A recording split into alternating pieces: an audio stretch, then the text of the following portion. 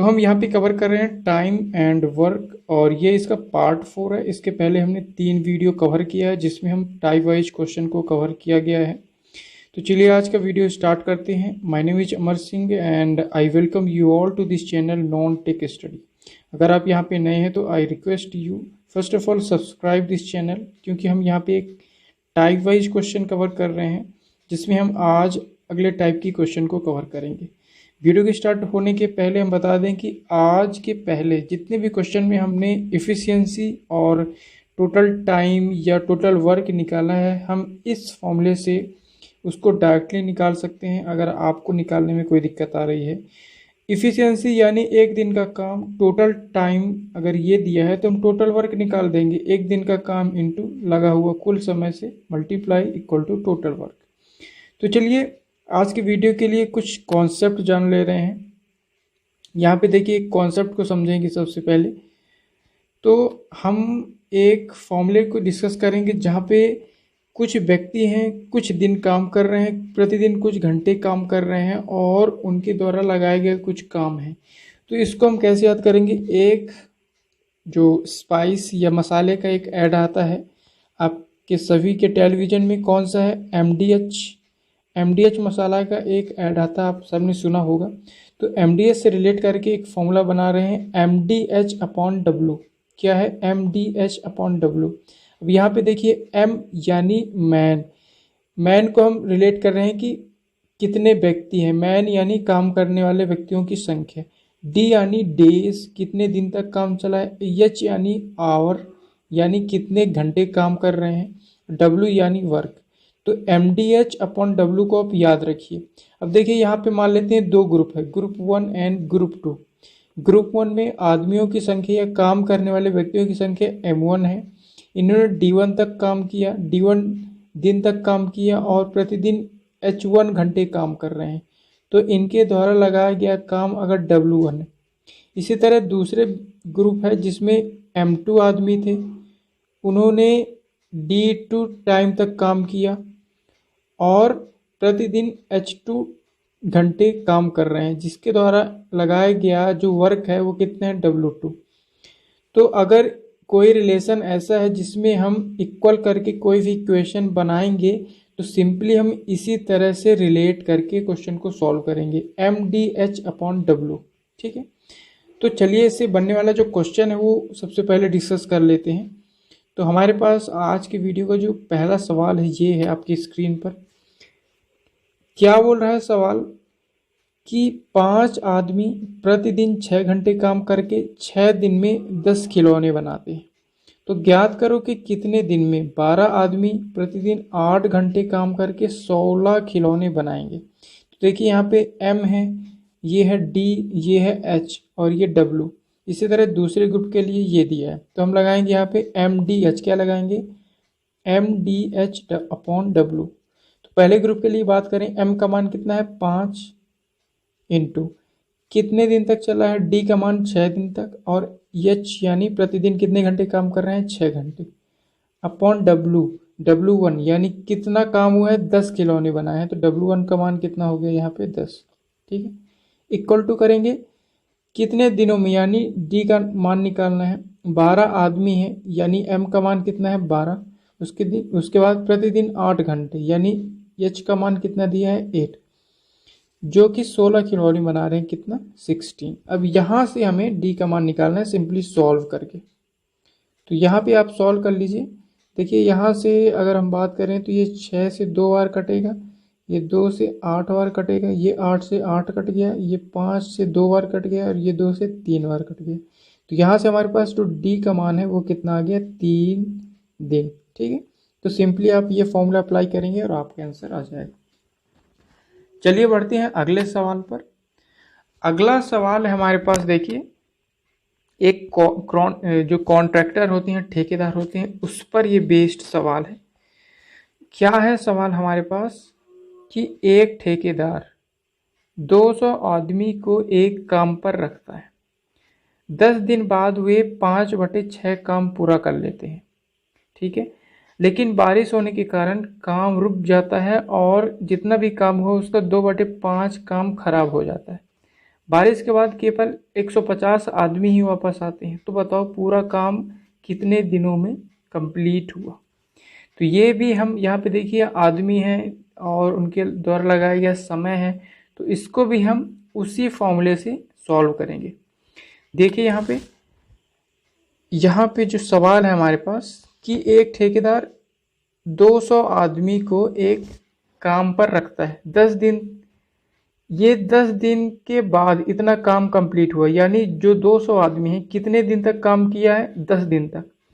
अगर ये 10 दिन तक काम किया तो देखिए m का मान कितना है 200 इंटू डी का मान कितना है 10।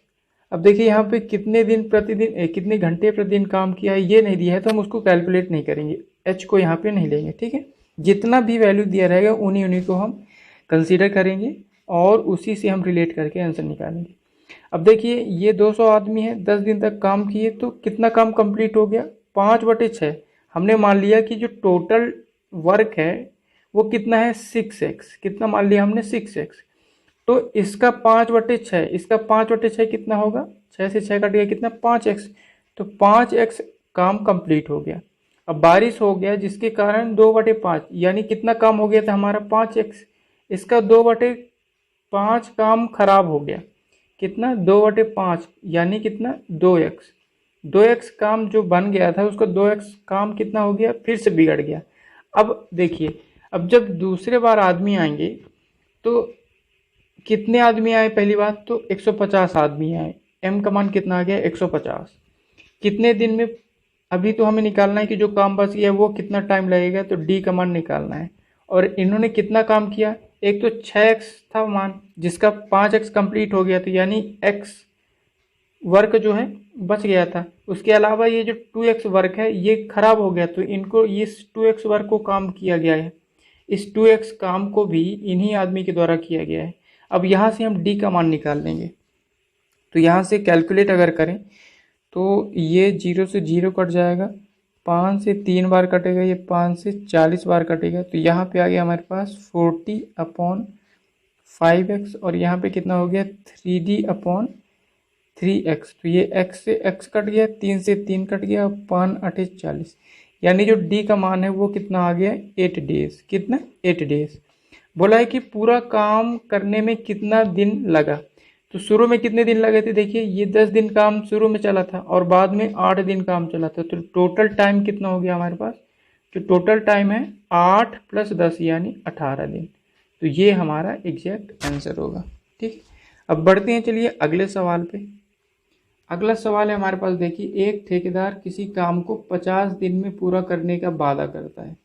इसके लिए उसने 100 आदमी काम पर लगाए। 45 दिन के बाद उसने 100 और आदमी को काम पर लगाया जिससे काम पूरा समय पर हुआ। यानी क्या हुआ कि 45 दिन बाद उसको महसूस हुआ कि काम पूरा नहीं होगा समय पर, तो उसने 100 और आदमी को काम पे लगा दिया जिससे अब समय पर काम पूरा हो गया। अब बोल रहा है कि यदि वह 100 और आदमी को काम पर नहीं लगाया होता तो काम कितने दिन तक अतिरिक्त लगता। तो हमें जो एक्स्ट्रा टाइम है, अगर इन व्यक्ति को नहीं लगाया होता तो कितना एक्स्ट्रा टाइम लगेगा वो हमें कैलकुलेट करना है। तो इसको हम कैसे कैलकुलेट करेंगे, देखिए इस टाइप के क्वेश्चन को हम एक फिक्स मेथड से सॉल्व करेंगे। क्या होगा हमारा अप्रोच, देखिए यहाँ पे समझते हैं। 50 दिन में पूरा करने का वादा करता है, ठीक है। अब जो है 100 आदमी को काम पर लगाया और 45 दिन तक ये आदमी काम पर आए, तो देखिए इनिशियल जो वर्क हुआ उसने, जो 100 आदमी है 45 दिन तक काम किया। हमने ये मान लिया कि 1 मैन का एफिशिएंसी कितना है 1, हमने ये मान लिया कि एक आदमी की जो कार्य क्षमता है कितना है 1। तो अगर 100 आदमी है तो 100 आदमी की कार्य क्षमता कितना हो जाएगा 100, और इन्होंने 45 दिन तक काम किया तो कितना वर्क हो गया, एक इफिशियंसी इंटू टोटल टाइम, ये हमने पढ़ा है टोटल वर्क। तो यहाँ से इन्होंने 4500 काम पूरा किया, ठीक है। अब उसके बाद 100 और आदमी आ गए, 100 और आदमी आ गए, तो पहले 100 थे और 100 आ गए तो कितने हो गए अब आदमी 200, जिसके कारण समय पर काम पूरा हो गया। यानी 50 दिन का टारगेट था, 45 दिन तक उन्होंने पहले काम किया और 5 दिन और काम किया होगा तभी तो समय पर समाप्त हुआ काम। तो अब देखिए इन्होंने कितना काम किया 200 × 5 यानी 1000 वर्क। तो टोटल कितना काम हो गया, 4500 प्लस 1000 कितना 5500। अब ये जो 5500 है ये क्या है, हमारा टोटल वर्क, यही तो होगा हमारा टोटल वर्क। पहले 45 दिन तक काम चला और 5 दिन तक और काम चला, तो टोटल वर्क हो गया हमारे पास 4500।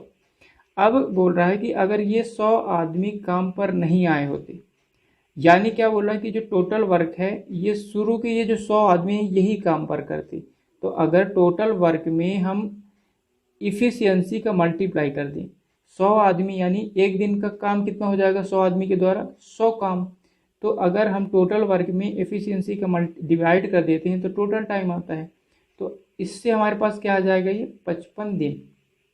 यानी क्या हुआ कि अगर टोटल वर्क को 100 आदमी करते तो 55 दिनों में कंप्लीट करते, तो कितना दिन एक्स्ट्रा ले लेते, टारगेट था 50 दिन का लेकिन 55 दिनों में कंप्लीट करते, तो 5 दिन जो है एक्स्ट्रा लेते, यही हमारा आंसर होगा। उसने बोला कितना एक्स्ट्रा टाइम लगता, तो 5 दिन का एक्स्ट्रा टाइम लगता। तो यहाँ से अब क्या करना है आपको कि टोटल वर्क कैलकुलेट करना है और जितना शुरू में व्यक्ति थे उसका डिवाइड कर देंगे तो हमारे पास टोटल टाइम आ जाएगा, और टोटल टाइम आ गया तो अतिरिक्त समय भी आ जाएगा। ठीक, चलिए बढ़ते हैं अगले सवाल पे। अगला सवाल हमारे पास देखिए क्या है कि A can do a work in 36 days. A जो है किसी काम को 36 दिन में करता है और बी जो है 32 दिन में करता है। अगर एक साथ वो 12 दिन तक काम करते हैं तो कितना काम रह जाता है।